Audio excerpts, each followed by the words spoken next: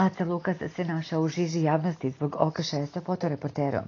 Naime, fotoreporter jednog dnevnog lista je optužio Lukasa da mu je naneo teške telesne povrede.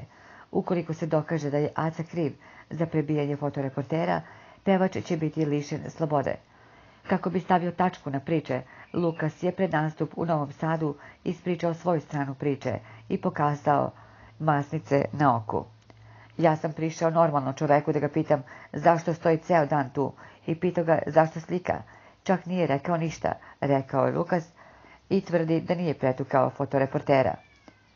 Ja ne mogu da prebijem čoveka od 130 kg, da ga prebijem ne mogu, ali sam se rvao s njim da ne bih dobio još više batina. Motku jesam uzeo, na kraju sam dohvatio motku da se odbranim, ali ga nisam udario, čak ni motkom i za to imam svedoka. Promašio sam ga jer mi je bio daleko, udario sam komšiju slučajno jer je tu bio. Ima svedoka mnogo, to piše i u policijskom izveštaju. Ja sam protiv nasilja nad novinarima, ali nemojte ni vi novinari da vršite nasilje nad nama, rekao je Lukas. On je tokom nastupa u šali rekao, preživio sam sa čekušu, ko čeka taj dočeka.